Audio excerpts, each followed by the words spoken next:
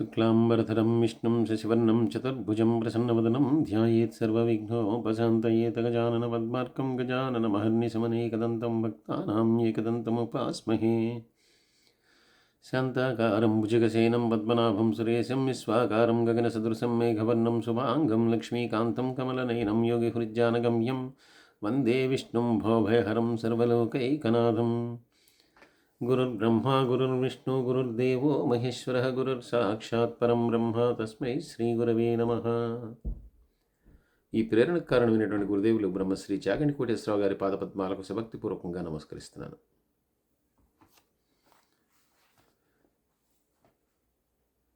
ఇక పాల్గొన మాసంలో కృష్ణపక్షంలో వచ్చేటటువంటి ఏకాదశి, దాని యొక్క మహాత్మ్యం. ఇది భవిష్యోత్తర పురాణంలో శ్రీకృష్ణ యుధిష్ఠిర సంవాద రూపంలో చెప్పబడింది. యుధిష్ఠిర మహారాజు గారు కృష్ణ భగవానుడిని అడుగుతున్నాడు, మాంధాత మహారాజు గారికి వశిష్ఠ మహర్షి తెలియజేసినటువంటి ఆమలకి ఏకాదశి వ్రత మహాత్మ్యాన్ని నువ్వు నాకు చెప్పి ఉన్నావు. ఇది పాల్గొన మాసంలో శుక్లపక్షంలో వచ్చేటటువంటిది. అయితే కృష్ణపక్షంలో వచ్చేటటువంటి ఏకాదశిని, దాని యొక్క మహాత్మ్యాన్ని కూడా నాకు చెప్పు, దాన్ని ఏమంటారు అని చెప్పి అడిగినప్పుడు ఆయన చెప్తూ ఉన్నాడు, ఈ పాల్గొన మాసంలో కృష్ణపక్షంలో వచ్చేటటువంటి ఏకాదశిని పాపమోచిని ఏకాదశి అని చెప్పి అంటారు. ఈ పాపమోచిని ఏకాదశి యొక్క మహాత్మ్యము ఇంత అని చెప్పడానికి వీల్లేదు. ఈ ఏకాదశి మహాత్మ్యాన్ని కూడా మాంధాత మహారాజు గారికి లోమస మహాముని ద్వారా తెలియజేయబడింది. ఇది సకల పాపాలను హరింపజేస్తుంది, అంతేకాదు అష్టసిద్ధుల్ని కూడా ప్రసాదిస్తుంది. లోమసముని చెప్పినట్లుగా ఈ ఏకాదశి మహాత్మ్యము ఈ రకంగా వర్ణించబడింది అని చెప్పి కృష్ణ భగవానుడు చెప్తూ ఉన్నాడు. పూర్వకాలంలో కుబేరుడికి ఒక రమ్యమైనటువంటి పుష్పవనం ఉంది. ఆ పుష్పవనం పేరు చైత్రరథము. అది నిత్య వసంత కారణంగా ఎప్పుడు కూడా ఆహ్లాదకరమైనటువంటి వాతావరణం అక్కడ ఉండేది. అందువల్ల ఇంద్రాది దేవతలు అందరూ కూడా ఆ చైత్రరథంలో విహరిస్తూ ఉండేవాళ్ళు. ఈ చైత్రరథం అనేటటువంటి ఈ ప్రాంతంలోనే మేధావి అనేటటువంటి ఒక మహానుభావుడు, పరమ శివభక్తుడు తపస్సు చేస్తూ ఉండేవాడు. ఇంద్రాది దేవతలందరూ కూడా ఈయన చూసేవాళ్ళు, తపస్సులో ఉన్నాడు, చూశారు, వెళ్ళిపోతున్నారు. వందల వేల సంవత్సరాలు ఆయన అలా తీవ్రమైనటువంటి తపస్సు చేస్తూ ఉన్నాడు. ఎవరు తీవ్రమైనటువంటి తపస్సు చేసినా కూడా మొట్టమొదటి భయపడేటటువంటిది ఇంద్రుడు. ఎందుకంటే తమ యొక్క తపోఫలం ద్వారా ఎక్కడ ఇంద్ర పదవికి వారు కోరుకుంటారో దానివల్ల ఎక్కడ తాను ఆ పదవిని కోల్పోవలసి వస్తుందో అని చెప్పి ఇంద్రుడు ఎప్పుడు కూడా భీతి చెందుతూ ఉంటాడు. అలా కాకపోతే వాళ్ళు ఏదైనా కనుక దుష్కరమైనటువంటి కోరికలు కోరుకుంటే కనుక వాళ్ళు అమరావతిని ఆక్రమించుకోవడానికి ప్రయత్నిస్తారు. అంతకుముందు అనేక మంది దానవులు అదే పద్ధతిని పాటించారు. దానివల్ల కూడా తిరిగి తనకి ప్రమాదం ఏర్పడుతుంది. కాబట్టి ఎవరు తపస్సు చేసినా కూడా ఇంద్రునికి ముందర భయం అనేటటువంటిది, వెరప అనేటటువంటిది ఉంటుంది. కాబట్టి ఈ మేధావి యొక్క తపస్సుని భగ్నం చేయాలి అనేటటువంటి నిర్ణయాన్ని తీసుకుని వెంటనే అప్సరలందరినీ కూడా దానికి ప్రేరేపించాడు.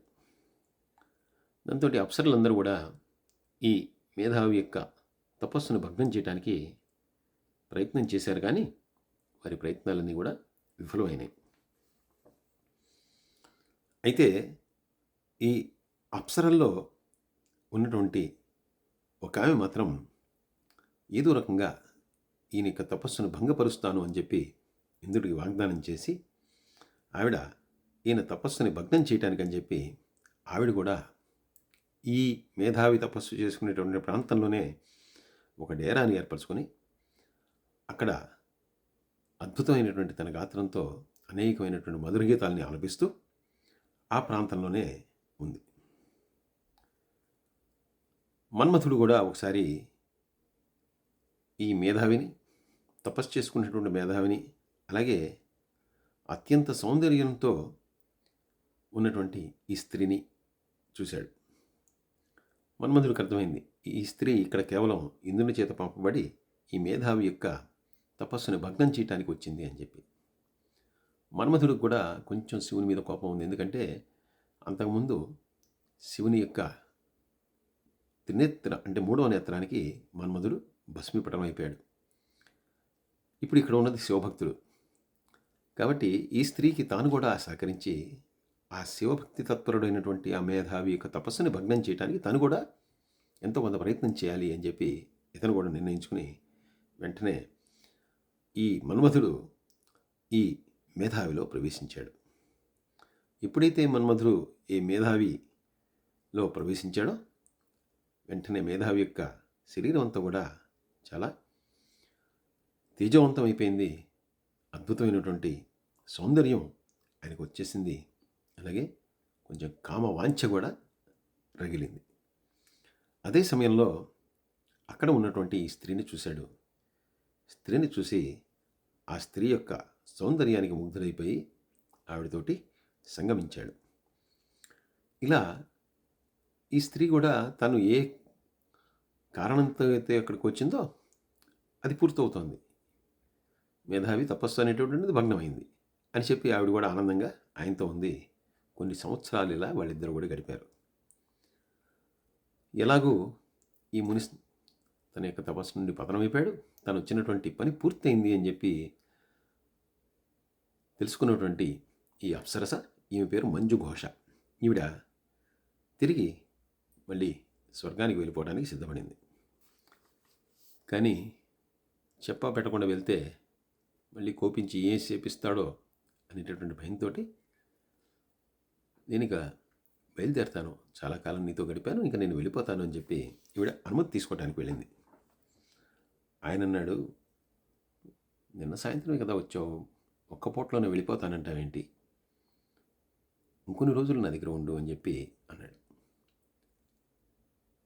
యథార్థానికి కొన్ని సంవత్సరాలు అప్పటికి గడిచిపోయాయి. కానీ కామ వాంఛరగిలినటువంటి ఈ మేధావికి అదంతా కూడా కొన్ని గంటల వ్యవధిలాగే అనిపించింది. సరే,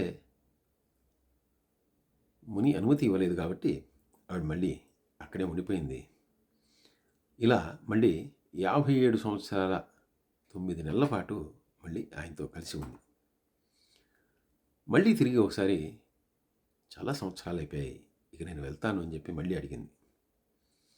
ఆయన అన్నాడు, నిన్న సాయంత్రం అడిగావు, సాయంత్రం కదా వచ్చింది, ఉండు అన్నాను, మళ్ళీ ఈ పొద్దునంతా నాతో ఉండి మళ్ళీ సాయంత్రానికి వెళ్ళిపోతానంటున్నావు, ఇదేమిటి ఒక్క పూటకు నువ్వు వెళ్ళిపోతానంటావు అని చెప్పి ఆయన అన్నాడు. ఆవిడ చిరునవ్వు నవ్వింది. పొద్దున్న లేచి సంధ్యావందనం చేసుకున్నావు, అప్పటి నుంచి నాతోనే ఉన్నావు. ఆ తర్వాత 59 సంవత్సరాల కాలం గడిచిపోయింది. 59 సంవత్సరాల 9 నెలల కాలం గడిపేశావు. ఈ 59 సంవత్సరాల 9 నెలల కాలంలో మళ్ళీ నువ్వు సంధ్యావందనం మాట ఎత్తలేదు, ఏ కార్యక్రమం చేయలేదు, ఏ రకంగానూ భగవంతుని స్మరించను కూడా స్మరించలేదు. ఇన్ని సంవత్సరాల కాలం నాతోనే గడిపావు, కానీ నీకు ఇంకా కూడా అది తెలియట్లేదు. ఇంతకాలం అయిపోయింది కాబట్టి నేను వెళ్ళిపోతాను అని చెప్పి వెంటనే ఒక్కసారి తనని తాను సంభాళించుకుని ఈ మేధావి ఒక్కసారి అంతర్లీనంగా చూసుకున్నాడు. నిజమే, ఒక్క పూట అనుకున్నాడు, సుమారుగా 60 సంవత్సరాల కాలాన్ని వ్యర్థం చేశాడు. ఏ భగవంతుని యొక్క అనుగ్రహం కోసం కొన్ని వందల సంవత్సరాలు తను తపస్సు చేస్తూ కూర్చున్నాడో అటువంటి వాడు వ్యర్థంగా స్త్రీలోలుడై కామవాంఛతోటి ఈ స్త్రీ కోసం ఇన్ని సంవత్సరాలు మొత్తం నాశనం చేసుకున్నాడు. తన తపస్సు అంతా కూడా వృధా చేసుకున్నాడు. దాంతో ఈయనకి చాలా క్రోధం కలిగింది. క్రోధం కలిగి, నువ్వు ఒక పిశాచిలాగా కావాలని చెప్పి యుక్తితోటి నన్ను ఇలా ఏమార్చి నాతో కాలాన్ని గడిపావు, కాబట్టి నువ్వు పిశాచ రూపాన్ని పొందుదువుగాక అని చెప్పి వెంటనే శపించాడు. ఆవిడ వెంటనే అంది, నువ్వు సద్బ్రాహ్మణుడివే, గొప్ప తపస్సు చేసినటువంటి వాడివే, కానీ నీ కోపాన్ని హరించుకో, కొంచెం శాంతంగా ఆలోచించు. ఎన్ని సంవత్సరాలు నా దగ్గర నుంచి సౌఖ్యాన్ని పొందావు, అటువంటిది నాకు ఇటువంటి శాపాన్ని ఇస్తావా? ఇంత సౌఖ్యాన్ని నా దగ్గర నుంచి పొందినప్పుడు కొంచెమైనా నా మీద దయాదాక్షిణ్యం ఉండాలి కదా, అటువంటి శాపాన్ని నాకు ఇవ్వకూడదు కదా అని చెప్పి ఈవిడని.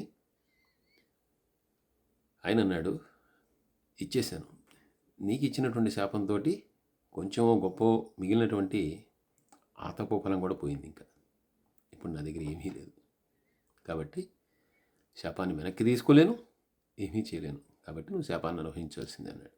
ఆవిడంది, సరే గొప్పవాడివి, తపో సంపన్నుడివి, ఏదైనా నాకు ఒక దారి చెప్పు. ఆయన అన్నాడు, తప్పకుండా విష్ణు ఆరాధన వల్ల సకల పాపాల నుండి కూడా విముక్తురాలివి కావచ్చు. అలాగే కృష్ణపక్షంలో వచ్చేటటువంటి ఏకాదశి వ్రతాన్ని తప్పకుండా ఆచరించు. దాని పేరు పాపమోచిని ఏకాదశి. ఆ ఏకాదశిని నువ్వు పాటించడం ద్వారా నీ పాపాలన్నీ కూడా తొలగిపోతాయి. కాబట్టి నువ్వు ఆ పాపమోచిని ఏకాదశి వ్రతాన్ని ఆచరించు, ఈ పిశాచి రూపాన్ని నుంచి నువ్వు విముక్తిని పొందుతావని చెప్పి తెలియజేశాడు. తెలియజేసి వెంటనే ఈ మేధావి కూడా మొత్తం కూడా తన యొక్క అధోగతి పాలైపోయాడు. ఇప్పుడు తన తపస్సు అంతా కూడా పోయింది. కాబట్టి ఏం చేయాలి అనేటటువంటి స్థితిలో గురువుగారు అయినటువంటి చవన మహర్షి దగ్గరికి వెళ్ళాడు. చవన మహర్షి పాదాల మీద పడి జరిగిన విషయం అంతా చెప్పాడు. నేను చాలా పాపాన్ని కొడగొట్టాను, కామవంచతోటి ఇలాగ ఒక అప్సరతోటి కొన్ని సంవత్సరాలు గడిపి తపస్సునంతా కూడా నాశనం చేసుకున్నాను. అలాగే ఆవిడ్ని శపించి ఉన్న కొద్ది గొప్ప కూడా పోగొట్టుకున్నాను. కాబట్టి ఇప్పుడు నా తప్పిదాలకి మార్గం ఏంటి, నేను ఎలాగా ఉద్ధరింపబడతాను, నాకు ఏదైనా మార్గాన్ని చెప్పండి అని చెప్పి అన్నాడు. అప్పుడు చవన మహర్షి అన్నాడు, ఇది శివవైరి అయినటువంటి మన్మధుడి ప్రేరణతో కూడా ఇది జరిగింది.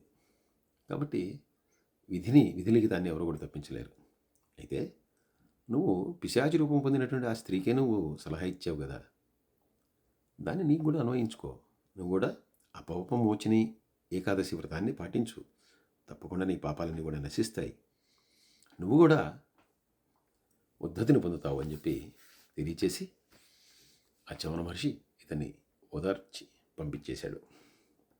మళ్ళీ తిరిగి వచ్చినటువంటి ఈయన ఆ పాపమోచిని ఏకాదశి వ్రతాన్ని పాటించడం వలన తన పాపాలన్నింటినీ కూడా హరింపజేసుకున్నాడు.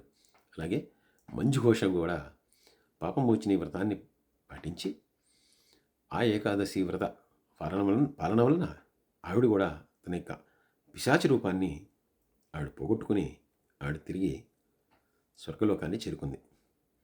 కాబట్టి మాంధాత మహారాజా, ఎవరైతే ఈ పాపమోచిని వ్రతపాలన చేస్తారో వాళ్ళు సమస్త పాపాలని కూడా నశింపజేసుకుంటారు.